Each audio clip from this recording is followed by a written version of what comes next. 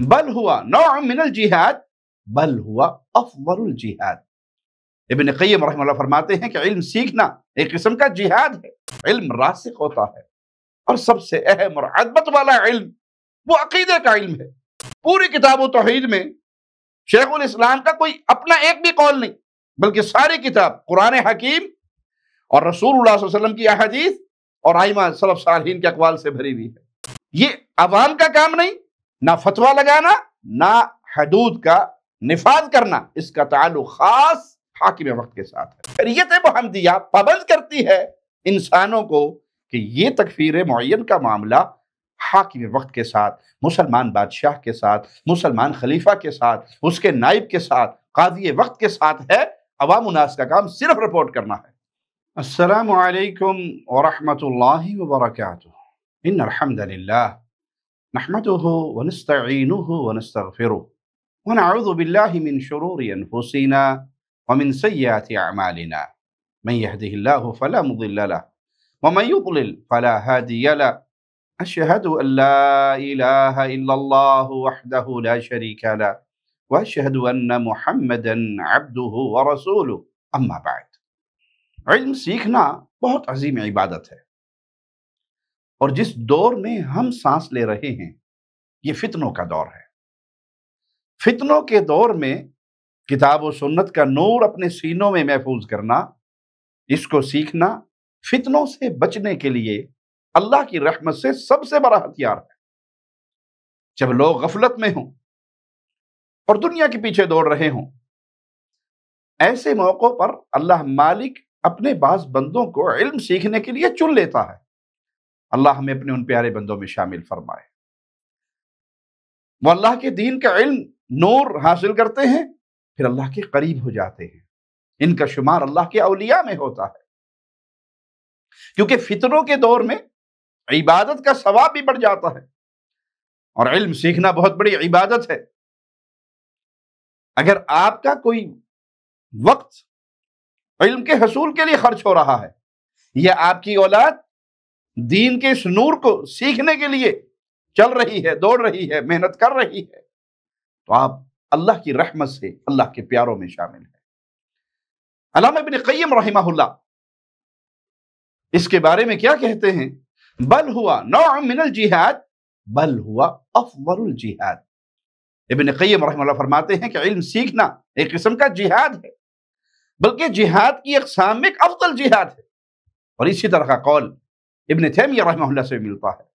اللہ مالک کے اپنے بندوں پر فضل ہے کہ علم سیکھنے کی کوئی قید نہیں، کوئی عمر پر، کوئی جنس پر یہ معاملہ منحصر نہیں ہے کہ صرف مرد سیکھیں یا عورتیں سیکھیں یا بچے سیکھیں، عمر کے اس حصے میں سیکھیں۔ آپ جہاں بھی ہیں، جس حال میں بھی ہیں، عمر کے جس مقام پر بھی ہے، اس نور کو حاصل کریں، اس علم کو حاصل کریں۔ رسول اللہ صلی اللہ علیہ وسلم عبداللہ ابن عباس رضی اللہ عنہما کو ایک حدیث سکھاتے ہیں، احفظ اللہ یحفظ، تم اللہ کے احکامات کی حفاظت کرو، اللہ مالک تمہاری حفاظت فرمائے گا۔ اور یہ کس عمر کے تھے؟ بچپن کے اندر تھے۔ بڑی عمر کے صحابہ اور چھوٹی عمر کے صحابہ سب نے یہ علم حاصل کیا، سیکھا، سکھایا، حتیٰ کہ صحابیات علم سیکھتی۔ عائشہ رضی اللہ تعالی عنہا مومنوں کی ماں ہیں، صحابہ آ کر ان سے مسائل پوچھتے، اور عام مسلمان کو اس فتنوں کے دور میں اس علم کی اور زیادہ ضرورت ہے، تاکہ جتنا اس کا سینہ اللہ کے اس شریعت کے نور سے منور ہوگا، اتنے ہی فتنوں سے بچ سکے گا۔ ہر دور میں علماء نے یہ علم سکھایا، پڑھایا۔ کچھ علماء نے ہر علم میں متون لکھے تاکہ اسے یاد کرنا اور اس کی شرح کرنا طلبہ کے لیے آسان ہو۔ متون کہتے ہیں کسی بھی علم کے اصول کو مختصر اور جامع الفاظ میں لکھنا، طوالت سے بچتے ہوئے، زیادہ تفصیل اور مثالوں سے بچتے ہوئے۔ اور متون کو یاد کرنا یہ سلف کا طریقہ ہے، یہ کوئی نیا طریقہ نہیں، اور نہ ہی اس طریقے پہ چلنا بدعت ہے، اور نہ ہی اس طریقے پہ چلنا غلط بات ہے۔ علماء کرام بھی متون یاد کرتے تھے۔ امام نووی رحمہ اللہ نے لکھا ہے کہ انہیں المہذب یہ متن یاد تھا جو شافعی مذہب کا متن ہے، اور اس طریقے سے علم راسخ ہوتا ہے۔ اور سب سے اہم اور عظمت والا علم وہ عقیدے کا علم ہے۔ اسی لیے شیخ الاسلام محمد بن الوہاب رحمہ اللہ اور ان سے پہلے امام ابن تیمیہ رحمہ اللہ، امام طحاوی رحمہ اللہ، انہوں نے عقیدے پر متون لکھے۔ نواقض اسلام، اسلام کو توڑ دینے والے اعمال، ایسے افعال جن کے کرنے سے ایک مسلمان بھی کافر ہو جاتا ہے۔ امام محمد بن الوہاب رحمہ اللہ نے اس کا متن لکھا۔ شیخ الاسلام محمد بن الوہاب رحمہ اللہ کی تصانیف پہ اگر غور کریں تو اس میں بہت زیادہ خوبیاں پائی جاتی ہیں۔ اس میں متن کی عبارت بڑی آسان ہوتی ہے کیونکہ شیخ نے اسے عام اور خاص لوگوں کے لیے لکھا ہے۔ اسی طرح ہر مسئلے پر دلیل ہوتی ہے۔ ان کی کتاب توحید کو دیکھ لیں، پوری کتاب توحید میں شیخ الاسلام کا کوئی اپنا ایک بھی قول نہیں، بلکہ ساری کتاب قرآن حکیم اور رسول اللہ صلی اللہ علیہ وسلم کی احادیث اور ائمہ سلف صالحین کے اقوال سے بھری ہوئی ہے۔ اللہ مالک نے شیخ کو ایک بڑے اچھے انداز سے نوازا۔ ان کی تحریروں میں یہ چیز بڑی واضح ہے، اور کسی بھی عالم نے نواقض اسلام کو، وہ امور، وہ کام جن کے کرنے سے ایک مسلمان دائرہ ایمان سے، دائرہ اسلام سے نکل کر کفر کے وادی میں جا سکتا ہے، ویسے جمع نہیں کیا جیسے شیخ محمد بن الوہاب رحمہ اللہ نے اس کو جمع کیا،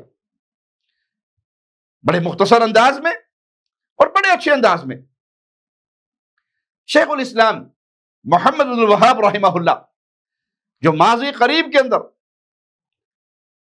ایک بہت بڑے مصلح بن کر اس امت کی اصلاح کا وہ عظیم کارنامہ سر انجام دے کر کے اس دور کے مجدد کہلائے جاتے تھے، جنہوں نے رسول اللہ صلی اللہ علیہ وسلم کے دین میں جو اضافے ہو چکے تھے ان اضافوں کو ختم کر کے اس کو اس کی اصلی شکل میں اس جزیرہ عرب کے اندر نافذ کیا، توحید کی بنیاد پر دعوت کی ابتدا کی اور غالب ہوئے اور توحید کی حکومت کو قائم کیا۔ آپ کا نام محمد بن الوہاب بن سلیمان التمیمی ہے، اور آپ 1115 ہجری میں سعودی عرب کے دارالخلافہ ریاض کے قریب عینا شہر میں پیدا ہوئے۔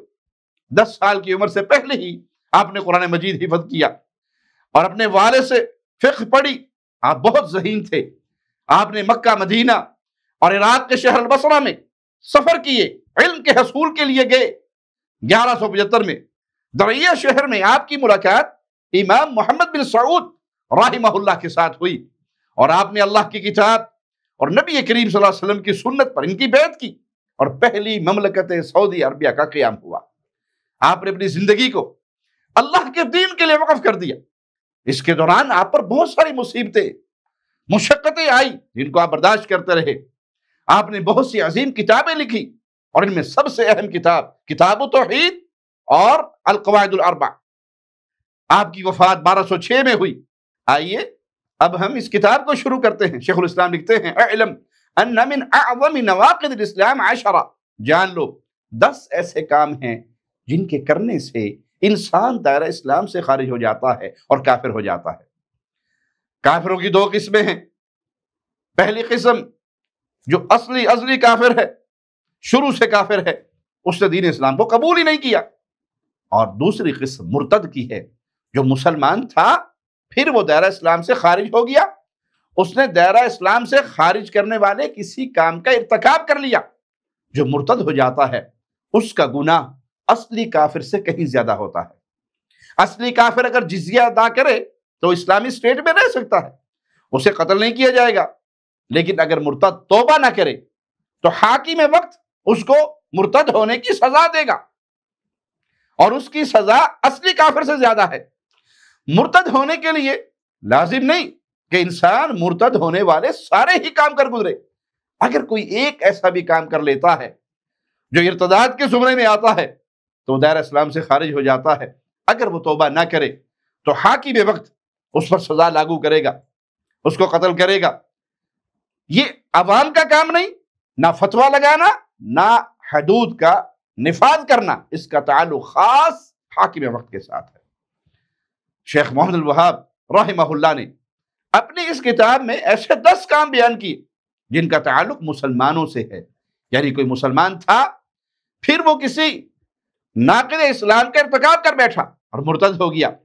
یاد رکھیے تکفیر کی بھی دو قسمیں ہیں۔ کسی مسلمان پر کفر کا فتویٰ لگانا دو طریقوں سے ہوتا ہے، کسی کام یا قول پہ تکفیر کرنا، مثال کے طور پہ یہ کہنا جس نے نماز مستقل چھوڑ دی وہ کافر ہے، جس نے فرشتوں کا انکار کیا وہ کافر ہے، جس نے غیر اللہ کے لیے جانور ذبح کیا وہ کافر ہے، جو مجوسی ہے وہ کافر ہے، جو بتوں کو پوجتا ہے وہ کافر ہے۔ اس طریقے کو تکفیر بالوصف او بالفعل، کسی کام یا کسی بات سے تکفیر کرنا کہتے ہیں۔ ایک ہے دوسری قسم، کسی انسان کا نام لے کر معین کر کے خاص کر کے تکفیر کرنا۔ اگر اس نے کوئی کفریہ کلمہ کہہ بھی دیا یا کوئی کفریہ کام کر بھی دیا تو اس کی تکفیر کرنا، اس کو التکفیر بالعین کہتے ہیں۔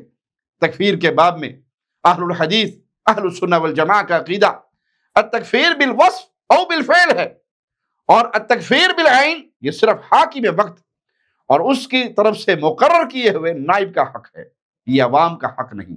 یعنی یہ کہا جائے گا کہ فلاں کام کرنا کفر ہے، فلاں کام کرنے سے بندہ کافر ہو جاتا ہے، لیکن فلاں بن فلاں یہ کام کر کے کافر ہو گیا، اس کا تعلق عوام سے نہیں ہے، اس کا تعلق مسلمان بادشاہ سے ہے، اس کا تعلق مسلمان قاضی سے ہے، مسلمان بادشاہ کے نائب سے ہے، صوبے کے کسی گورنر سے۔ جو حکومتی مشینری ہے یہ اس کا کام ہے، یہ عوام الناس کا کام نہیں کہ وہ کسی شخص کو خاص کر کے اس پہ کفر کا فتویٰ لگائیں۔ کیوں؟ تکفیر کا حکم لگانے سے پہلے اس شخص پہ حجت تمام کرنا ضروری ہے۔ دین سے مرتد ہونا ایک گناہ ہے، اور کسی بھی گناہ کی حد قائم کرنا، اس حد کے قائم کرنے سے پہلے اس شخص پر حجت قائم کرنا لازم ہے۔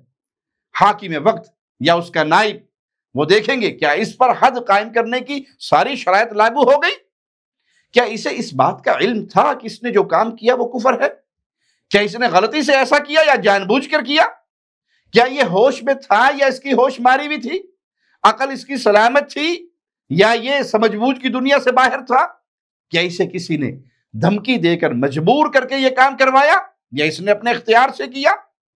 یہی طریقہ امام ابن تیمیہ رحمہ اللہ اور سلف صالحین کا تھا کہ وہ کسی کام یا بات سے تکفیر کرتے تھے، نہ کہ کسی شخص کی تکفیر کرتے تھے۔ مثال کے طور پہ اگر کوئی نماز مستقل نہیں پڑھتا تو اسے یہ نہیں کہا جائے گا کہ تم کافر ہوگے، تم نماز نہیں پڑھتے، بلکہ یہ کہا جائے گا جو نماز کا مستقل تارک ہو تو وہ کافر ہے۔ اگر کوئی دین اسلام کا مذاق اڑائے تو ہم یہ کہیں گے جو دین کا مذاق اڑاتا ہے وہ کافر ہے، یہ نہیں کہیں گے کہ تم کافر ہو۔ یہ بات جب تک قاضی کے پاس نہیں پہنچے گی، قاضی اس کی تحقیق نہیں کر لے گا کہ آپ نے یہ کام کیا، آپ نے دین اسلام کا مذاق اڑایا، کیا آپ کو پتا تھا کہ یہ کام یہ جملے کفر ہیں، کہ آپ کو کسی نے مجبور تو نہیں کیا تھا، کیا آپ کو اس بات کا علم تھا۔ اس پہ حجت تمام کرنے کے بعد پھر جج، قاضی، بادشاہ وقت، اس کا مقرر کردہ نمائندہ وہ اس بات کا فیصلہ کرے گا۔ شریعت محمدیہ امن کا، شانتی کا پیغام دیتی ہے، عوام الناس کو اس بات کی اجازت نہیں دیتی کہ ان معاملات کو اپنے ہاتھوں میں لے لیں، جو اکثر ہمارے معاشرے میں نظر آتا ہے۔ کسی پہ الزام لگ جاتا ہے اس نے قرآن پاک کو جلایا، نہ پولیس آئی، نہ اریسٹ ہوا، نہ عدالتوں میں گیا، نہ جج کے سامنے پیش ہوا، ایک جتھا آیا جنونیوں کا، مجنونوں کا، پاگلوں کا، اور اسے پکڑ کے زندہ جلا دیا گیا، مار مار کے قتل کر دیا گیا۔ بعد میں تحقیق ہوئی، پتہ لگا اس کی فلاں کے ساتھ دشمنی تھی اور اس نے اس کے اوپر یہ الزام لگا کے اسے مروا دیا، فلاں نے توہین رسالت کی۔ آپ کا کام حاکم وقت تک بات پہنچانا ہے، عدالت تک بات پہنچانا ہے، پولیس تک بات پہنچانا ہے۔ خود تھانے دار بن کر، قاضی بن کر، جج بن کر، حاکم بن کر سارے فیصلے کر کے اسے مجرم قرار دے کے فوراً قتل کرنا یہ آپ کا اختیار نہیں ہے۔ اگر کسی نے دین کا مذاق اڑایا ہے، اگر قرآن کی توہین کی ہے، اگر کسی نے توہین رسالت کی ہے، تو یہ جو طریقہ معاشرے کے اندر رواج پا رہا ہے جنونیوں والا، اس سے معاشرہ بد امنی کا شکار ہوگا، اس سے خیر اور برکتیں نہیں آئیں گی، اس سے فساد پھیلے گا۔ جو گروہ چاہے گا اپنے مخالفین پہ یہ الزام لگا کر گردنیں کٹوانا شروع کر دے گا، فلاں واجب القتل ہو گیا، فلاں واجب القتل ہو گیا۔ تو شریعت محمدیہ پابند کرتی ہے انسانوں کو کہ یہ تکفیر معین کا معاملہ حاکم وقت کے ساتھ، مسلمان بادشاہ کے ساتھ، مسلمان خلیفہ کے ساتھ، اس کے نائب کے ساتھ، قاضی وقت کے ساتھ ہے، عوام الناس کا کام صرف رپورٹ کرنا ہے۔ امام محمد بن الوہاب رحمہ اللہ نے فرمایا، اعلم، جان لو، آپ نے اپنی اتنی اہمیت والی کتاب کو اس لفظ سے شروع کیا کہ جان لو، ان نواقض اسلام کی خطرناکی کی وجہ سے، کیونکہ اللہ نہ کرے اگر کسی سے یہ کام ہو جائے تو ہو سکتا ہے وہ ہمیشہ کے لیے جہنم کا ایندھن بن جائے۔ تو سیکھو اس کو، علم حاصل کرو تاکہ تم اس کے شکار نہ ہو جاؤ، اس کا ارتکاب نہ کر بیٹھو۔ امام محمد رحمہ اللہ نے فرمایا، نواقض اسلام، اسلام سے خارج کرنے والی چیزیں، جان لو یہ چیزیں اسلام سے انسان کو خارج کر دیتی ہیں، اور یہ 10 ہیں۔ نواقض کہتے ہیں کسی چیز کو ختم کرنا یا اس کو توڑ دینا، اور نواقض اسلام، اسلام کو ختم کرنے والے امور۔ اب اپنی اس کتاب میں 10 امور بیان کرتے ہیں جن سے مسلمان، کلمہ پڑھنے والا انسان دائرہ اسلام سے خارج ہو جاتا ہے۔ اس طرح کے کام تو بہت زیادہ ہیں، لیکن یہ 10 کام معاشرے میں سب سے زیادہ پھیلے ہوئے ہیں اور لوگ ان کو جانتے نہیں۔ جو نواقض اسلام شیخ الاسلام محمد بن الوہاب رحمہ اللہ نے اس کتاب میں لکھے، اس کی 3 قسمیں ہیں۔ نمبر 1 جو الحاد ہے اور وہ سب سے پہلا ناقض ہے۔ نمبر 2 جو شرک ہے اور وہ دوسرا ناقض ہے۔ نمبر 3 جو کفر ہے، اور باقی 8 ناقض وہ اسی قسم سے ہیں۔ ان نواقض اسلام میں کچھ الحاد ہیں اور کچھ کفر اور کچھ شرک ہیں۔ تو ان میں فرق کیا ہے؟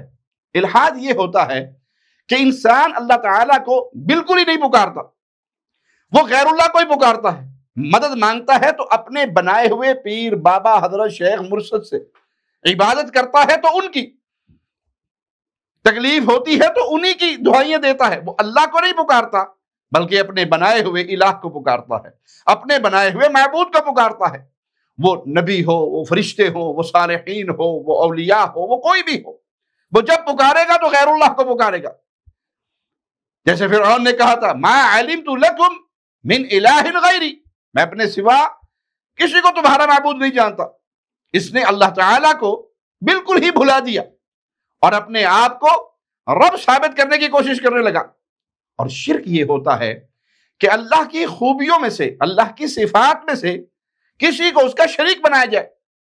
مثال کے طور پہ کوئی انسان اللہ کی بھی عبادت کرے اور اپنے بنائے ہوئے معبودوں کی، بزرگوں کی، اپنے صالحین کی، ان کی بھی عبادت کرے، یا اللہ مدد بھی کہے اور یا پیر مدد، یا بہاول حق مدد، یا بابا جی مدد، یا جبرائیل مدد، جنات سے مدد مانگے، انبیاء سے مانگے، صالحین سے مانگے، یا اللہ مدد بھی کہے اور یا علی مدد بھی کہے، یہ شرک کا جرم کر رہا ہے۔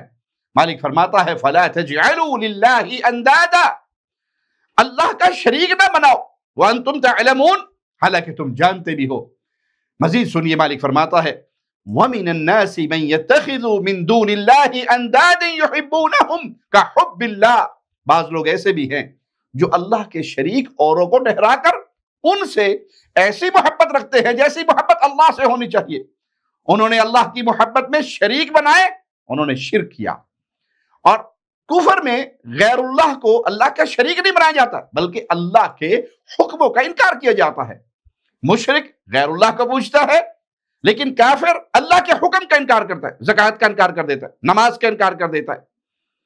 تو یاد رکھیے، ہر مشرک کافر ہے، لیکن ہر کافر مشرک نہیں ہوتا۔ کوئی غیر اللہ کی آواز بلند کرے پکار میں، وہ مشرک ہے اور کافر ہے، لیکن کوئی دین کا مذاق اڑائے تو وہ کافر ہے، مشرک نہیں۔ مشرک عبادت کرتا ہے لیکن اس میں غیر اللہ کو شریک کرتا ہے، مثلا قربانی اللہ کے لیے بھی کرتا ہے اور قبر کے لیے بھی، مزار کے لیے بھی، پیر بابا کے لیے بھی، شیخ و مرشد کے لیے بھی کرتا ہے۔ نماز اللہ کے لیے بھی پڑھتا ہے اور نماز والے افعال اپنے پیر، فقیر، بابے کے لیے بھی کرتا ہے۔ ملحد وہ ہوتا ہے جو عبادت کرتا ہے لیکن صرف غیر اللہ کی، صرف غیر اللہ کو پوجتا ہے، لیکن کافر عبادت نہیں کرتا، اس کا انکار کرتا ہے، اللہ کے حکموں کا انکار کرتا ہے، اس عبادت کا انکار کرتا ہے۔